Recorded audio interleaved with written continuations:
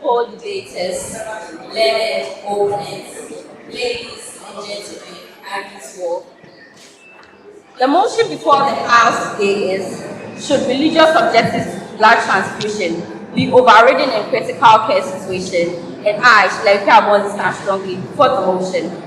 Mr. Chairman, if we consider this fact, what is going to happen is that respect for minors' rights are going to be neglected. Mr. Chairman, what do I mean by this? These are children below the ages of 18. That means that we have children ranging from the ages of 2 to 10, 11, 12, and 13. These are children who are not thinking for themselves. These are children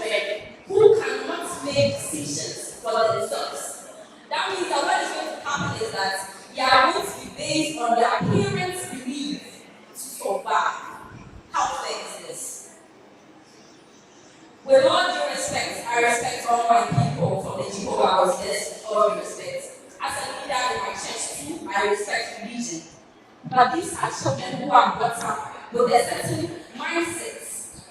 They don't have the right to say, I choose to live or I choose to die.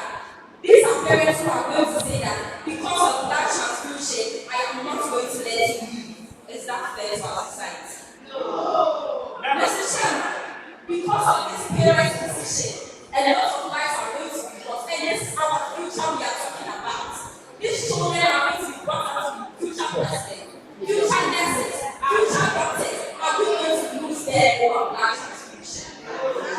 Mr. Chairman, again, these children are being protected by the law in a way, but we have parents in rural areas who are deciding for such children.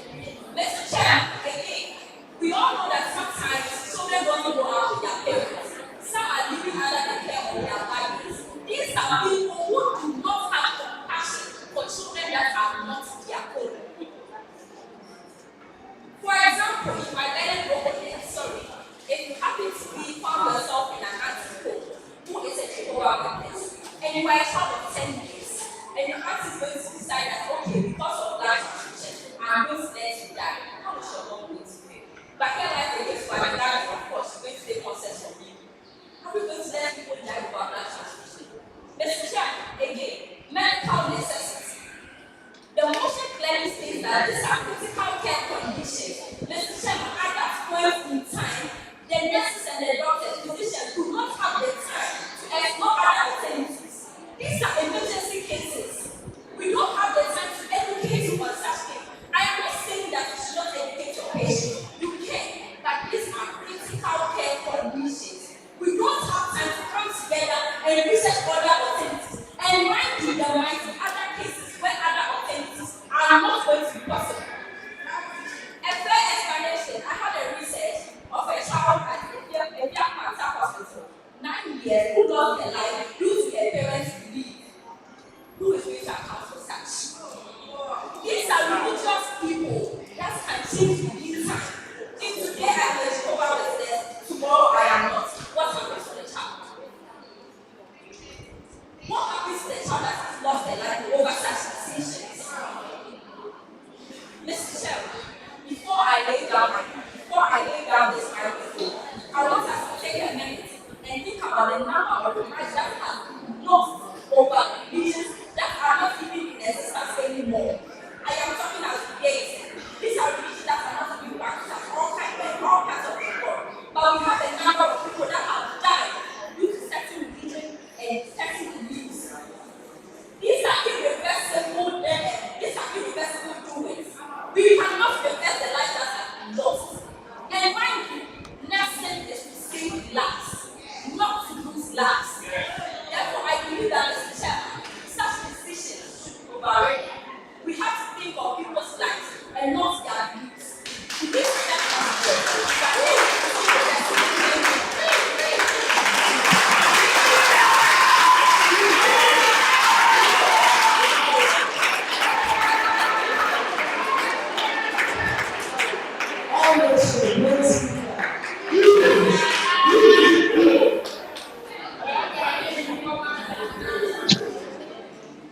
Mr. Chairman, duty of impartiality, accurate timekeepers, distinguished guests, fellow debaters, ladies and gentlemen. The motion before the House today is, and I quote, faith versus medicine. Should religious objectives to blood transfusion be overridden in critical care situations? Unquote. And I, as I stand here to oppose strongly against this motion. First of all, I would explain some of the key terms. Faith, according to Hebrews chapter 1, says medicine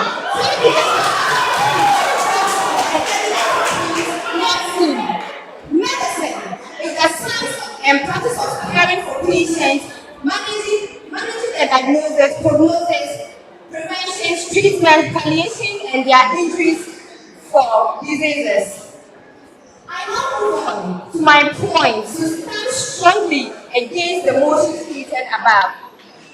Mr. Chairman, respect. First of all, respect for patient autonomy. the patient says is what you, the nurse, will do. Is that not the truth? I'm the patient here. I come to the hospital, upon your assessment and all that. I tell you, I don't agree. You giving me blood transfusion. And then even here, we even have other alternatives. Here, when the patient comes to the hospital, you take information from the patient, and then we as nurses too, we talk to our patients. We give them alternatives. Is that also? Ladies and gentlemen, do we just have one treatment for our patients? So patient autonomy here is respected. What the patient says is what it is. Not even talking about liver issue this morning here, my evidence of this morning here, when we're having discussion, and then our distinguished MC, being the situation on board, that the person is in critical condition, but this person is saying that we do not resuscitate. This person has given you what to do. So now, why do you worry yourself to do what patient has not asked you to do? And then right to informed consent. In Ghana here, before you give blood transfusion, we give you informed consent. We give our patient informed consent to sign. And that is why patients refuse these things. And even from talking of blood, sometimes after doing the rulings for people, we do not even have specific blood for them. What's all that? Talking about the Jehovah's Witness people. They don't agree with taking of blood. So are they not surviving? Are there not any alternatives for them? We have a lot of alternatives for them to survive, sorry. So we shouldn't just use our clinical and we shouldn't just use our clinical thinking to decide for our patients. We should depend on what the patient tells us. In view of these points, I stand strongly against this motion before the House today that faith versus medicine, religious objectives to blood transfusion be overridden in critical care situations. Thank you.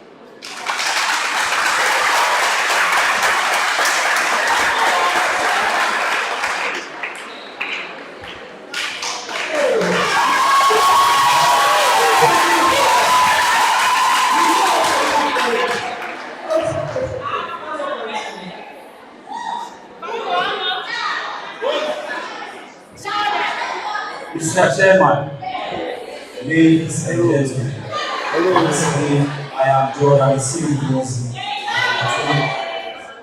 standing for the motion. Now, my lovely co-debater or my opposition talk about alternative to blood. There's no alternative to blood. When you look at the anatomy, when you look at the anatomy of the human body, you realize that blood is one of the components of life. When you look at the cardiovascular system, blood is one of the components of life. There is oxygen parts of the body. And when you look at our body, we are made up of cells.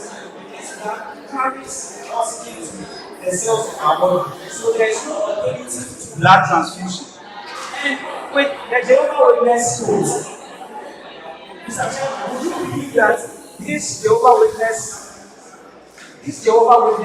who are refusing blood transfusion is only about red blood cells. But the blood is made up of components like platelets, white blood cells, red blood cells, and plasma. But they are just refusing a component of the blood itself, which is the red blood cell. And it doesn't make sense. That is why I will say, lack of knowledge, my people perish.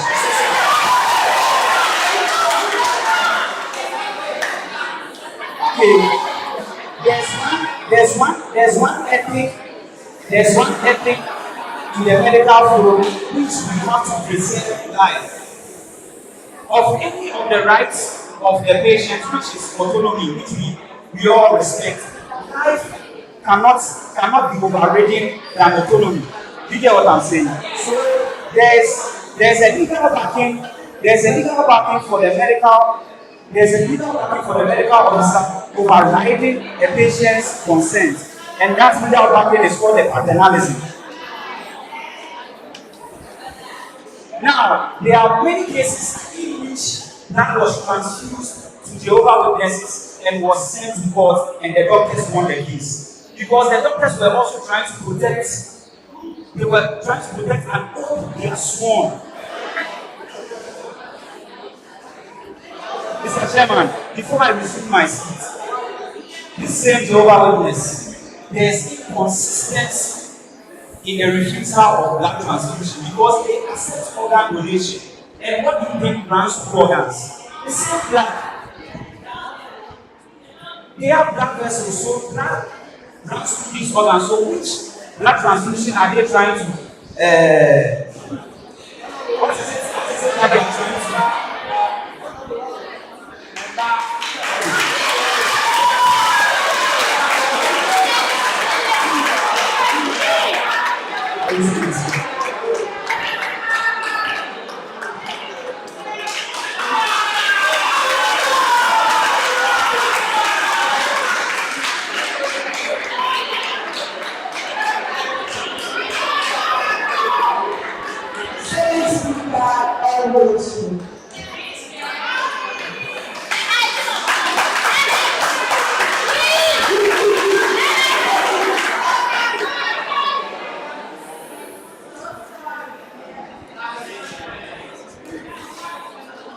Esteemed judges, respected opponents, valid audience. My opponents here made mention of children and parents deciding for children. In Ghana here, children under 18 years, their parents are the ones who make decisions for them. So, in this situation, when there is a medical condition involving the child, it is the right of the parent to make that decision. If you go against the decision of the parent, then it is like you going against the laws of God, which is you also made mention of children living with their aunties and then the aunties making decisions for them. Well, those aunties are not direct relatives of the patients we are talking about. So what it is, the next time they make a decision, because of this patient we are talking about, the aunties are not the direct relations. Then the law comes in and then we know what to do about it. You can't just say because of that, the aunties are making decisions and the children are dying. She also said that nursing saves life and not to take away life. Now, in a situation where you have saved this same life, and this same life comes back to life and it comes to tell you, I didn't ask you, we know I am a Jehovah's Witness and you still went for it to meet people. And this same patient sues you.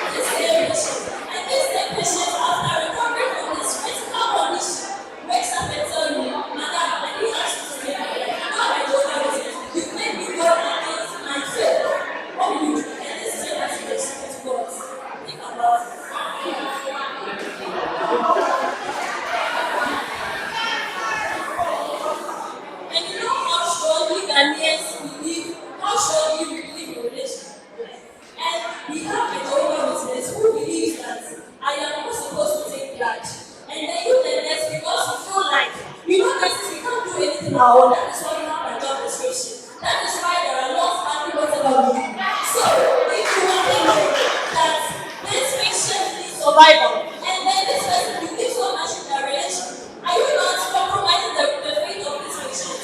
Are you not letting this patient worry back to we are not believers because it's not everything for them.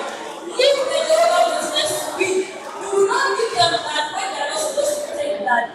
If you feel like you want to know it, please. Think about your license. Think about the work you are doing. Think about others that you can use your license to save. And then think about yourself. I shall always stand here and say that religion, faith versus religion. If your patient is not in your hand, just don't please think about yourself. Thank you.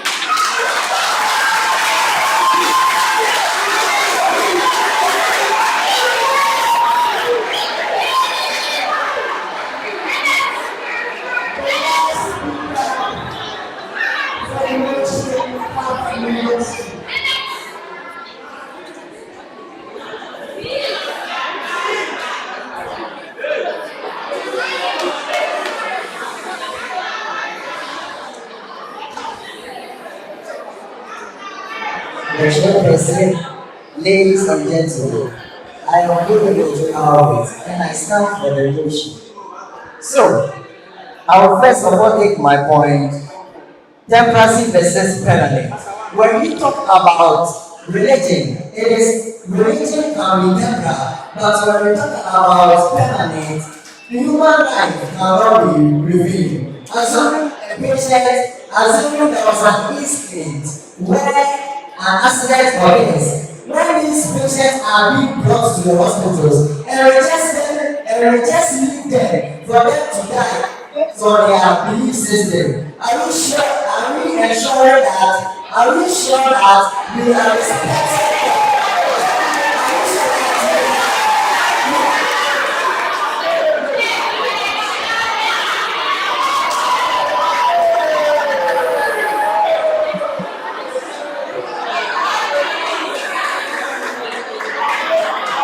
Are we sure that we are maintaining our positions as health workers? Because as health workers, our main duty is to save life. And we are having something that is the Hippocratic oath. Hippocratic oath is an oath that is being signed by healthcare professionals that in every critical situation we will provide care, no matter the position of the patient.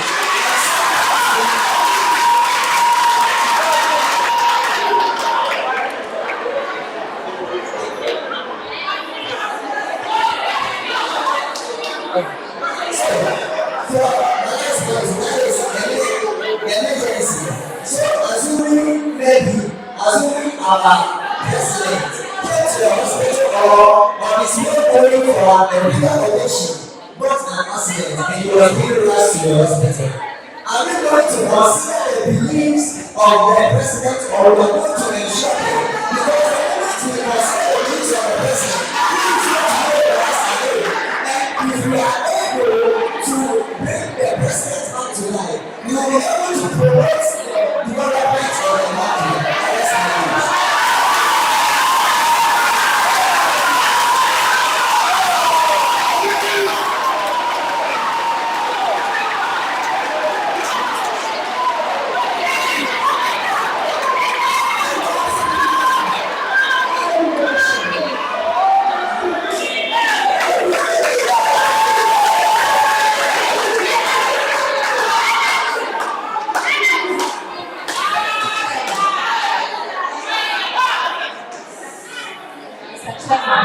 Ladies and gentlemen, so we know that we violate our patients, when we know that we violate our patients' decisions, we have violated their moral and ethical rights as humans.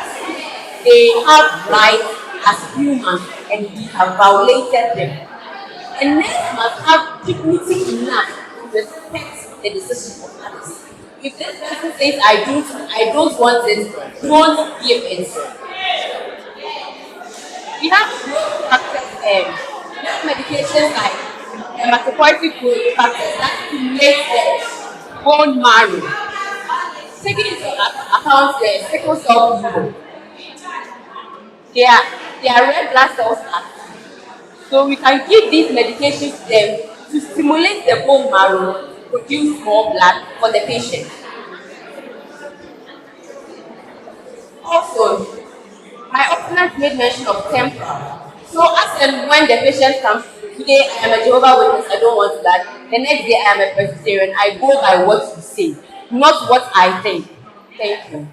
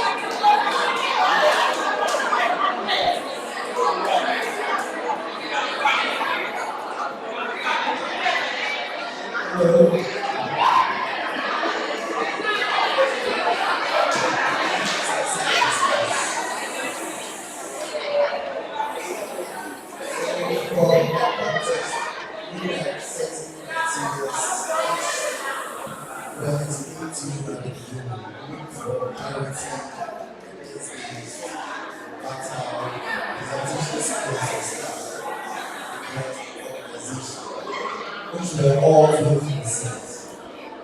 For the first contest, which was on artificial intelligence and technology in medicine, to be healthcare. You that it's holy. You that see the speakers for the English world. And that was so because, as I was saying earlier, I made a statement and I did say that we were looking out for all the fields. For example, have recipes. Academia, for example, AI is doing so much in academia. Most of you here are nurses, and AI gives you the opportunity to see a part in a video form how that flows through that, and that cannot be what fused. If you look at administrative, nursing administration, nurse administrators provide resources. They use equipment, computers, gadgets, and all of that, and that cannot be what refuted. Thirdly, in terms of what research, AI brings us what statistical data. Even though some students are lazy and not doing assignments, they just what go to what AI and do what assignments and are ready. Through 99% what plagiarized.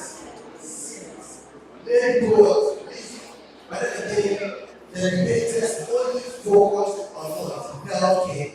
And again, we were looking at the healthcare situated in Ghana. We are not against innovation, neither are we against technology and advancement.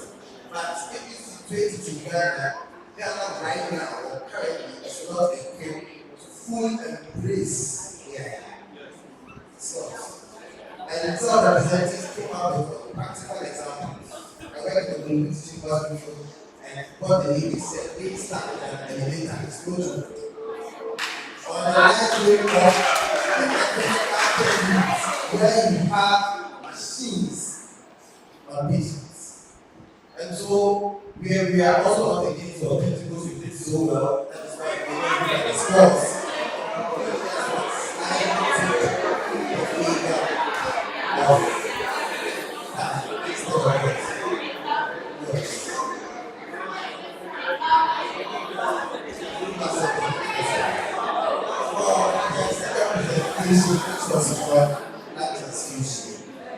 Again, some of our governments share the sense that the leaders need to be prepared. That is our fault because we only give them 10 minutes. And the 10 minutes is given to each side. So whoever is preparing now, but I wanted to explain the first contest, which I feel maybe people feel a bit sore, maybe they feel like.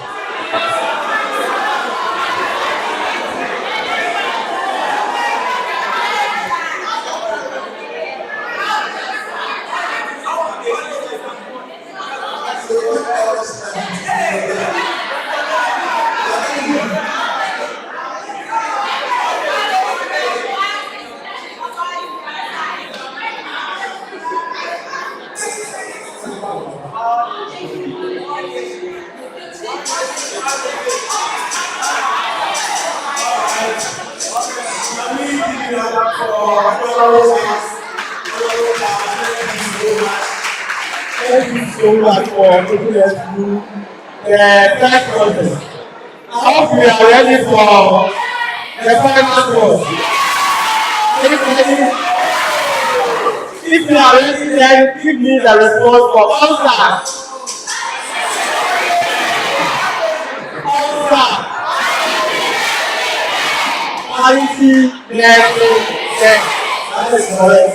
Alright, so before I present the final course, I would like to enlighten you briefly within 2 minutes on our upcoming activities as an association. The National Health Care Association, which ONSAG plays a good role.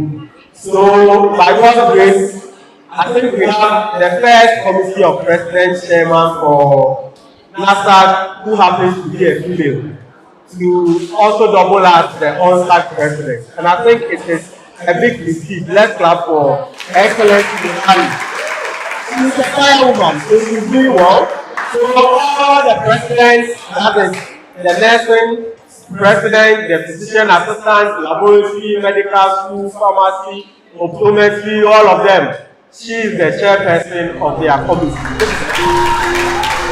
And I'm not going to be so supportive with the administration. God bless you, and you know, you have the right, you understand. She's a married woman, so it is an acapella. Alright, so we will be buying out of leadership very soon. We just have 2 months to lead, and very soon you'll be seeing new crop of leaders for NASAC. So far, when we started, there have been challenges, but as you know, we've made a lot of progress. Our vision when we took over was to make sure we build the capacities of members, to brand the association, to give back to the community. So, in as much as I wanted to build the capacities of members, we organized series of events. We had the Leadership in Health Summit at the Ministry of Health, the Health Students Conference at the University of Cape Coast, Health Student Conference 2.0 at the Ministry of Health, the Investor Health Forum at the British Council, the launching of the NASAC Hospital project at the British Council. We've also held our breast cancer event at College of Health in Istanbul. We've done screenings in Kaprade, we've done some also in Kumasi. We've also been able to launch the NASAC Hospital project. And you know that this is a project that we want to give back to the community. That administration might not be able to complete. But definitely want to do the broadcasting, we now have the land, we have the site plan and everything well documented. So the next administration will take over so that one day NAFDAC can say that they have a hospital which is serving the community. It's a long-term plan and we initiated it. We've done a lot of advocacy. We've advocated for postings, we've advocated for nurses allowance, we've advocated for payment of rotation allowances. We saw it last year, engaging the Ministry of Health. We strengthened ties with the Ministry of Health. I think the last meeting we had, our COB chair and other members were there to strengthen so that we can get a representative on the student desk for Ministry of Health. If you have any challenge, you just call and then it will be responded to. Just when they were at the Parliament House to meet the Health Committee, Select Committee on Health, just strengthen our bond with the Parliamentary Select Committee on Health. So we have a lot of things we are doing, our website and do many things. But going forward, we have three major things to do before we exit office. First one is the phase of national agency. I don't know whether you've heard of it. It is one of the flagship programs of the association. So with open nomination, I can see beautiful ladies seated here. I know you have the confidence. Come forward and take the form. This year we are collaborating with the World Health Organization, and then the pageantry team is on vaccine hesitancy. People rejecting vaccination because of certain myths behind it. So come forward and take forms, and let's see you at the grand finale, which is going to be very exciting. And then secondly, we also have our elections coming up. I can see a lot of leaders here. Come forward, take forms and serve the Mother Association. You do yourself a lot of service when you serve. So make sure you take nomination forms and then you can serve the Mother Association. So when you join the page, take the forms and come and contest. And in fact, tell your president that to allow herself so that she will also continue on service. Okay, it's so important. Alright, so having said this, I think I have to go to the debate competition. Are you ready? The last topic was a very controversial thing. And just as our brother explained the first topic, it's so important because Jehovah Witness, for example, they don't accept transfusion. And in situations where you start working, you are going to encounter such challenges. Such situations will come. So if you look at those slides, they all debated very well. In fact, some said autonomy. Yes, Kenya had the right to make a decision. And so sometimes you must respect the autonomy. Some also said consent. In fact, you must agree to what the patient is also what saying. But even in consent, there are elements of informed consent. Consent is just not consent. The person must be in the right state of mind, right age, everything. There are certain features that will allow you to say that this is an informed consent. In physical care situation, can you justify that this patient was in his or her right sense to make that decision? Can you justify that the patient is not being influenced externally? So there are so many controversies behind it. And then if you say then we talk about euthanasia, which is also another thing that legal actions are doing. So the best advice to give as we sit here is that if you go to court, there's been a lot of cases of this kind of thing. And many a times, when you go ahead to save the patient, you usually win the case. But there are also other sides of it. So it is not like black and white. So going into it, let's read about it, and I believe it will help us in our profession. So before we announce the scores, we have a verdict trophy to present, and our president, Excellence Bolali, will bring the verdict trophy for all of us to see. So, Excellence, will you control the trophy to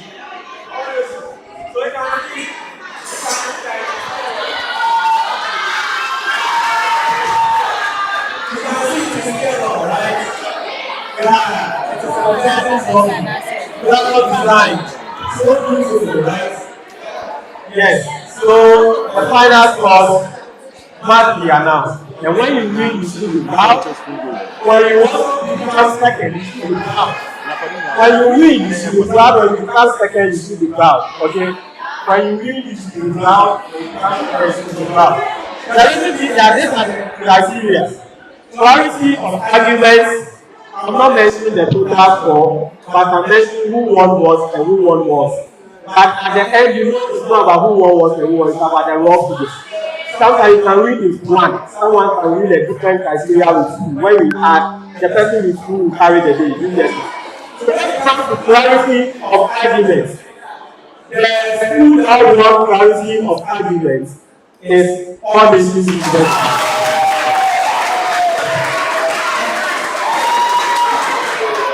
When it comes to use of evidence, the school that won use of evidence is KAAF University. When it comes to regatta, the school that won the regatta is all the schools in there. And then was almost practiced, but KAAF managed to win, but was always practiced. That is organization. So organization was the ball number, right?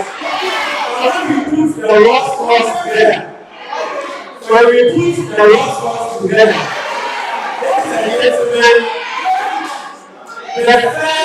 school had 65.75%, and the second school had 68.5%. So that means it's a very good for the first school to the first school.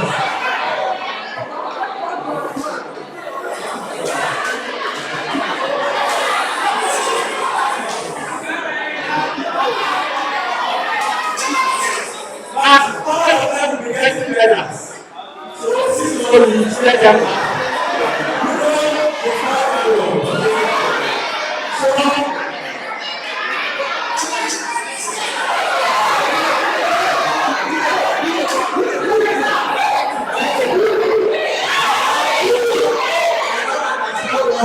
The next one is the rest of the game.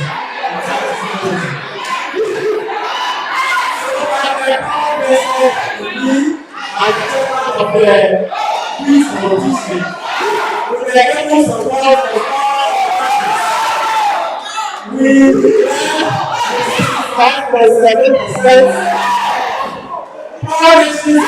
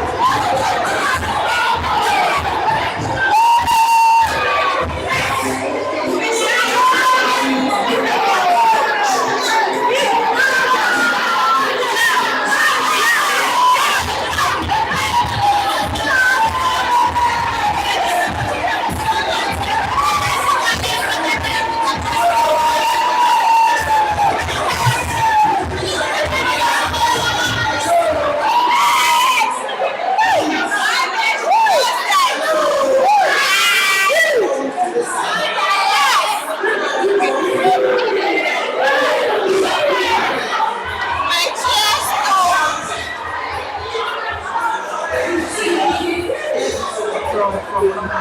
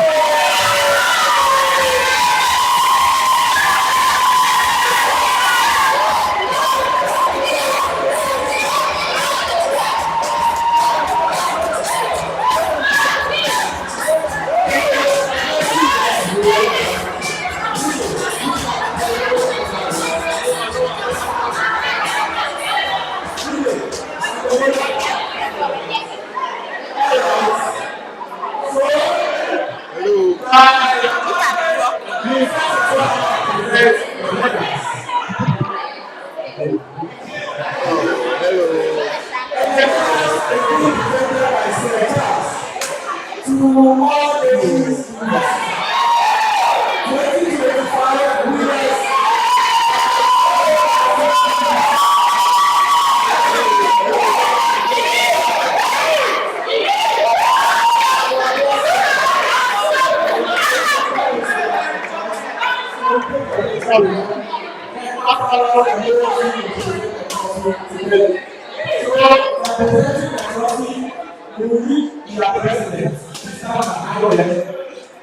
We are residents. KAAF and all nations in the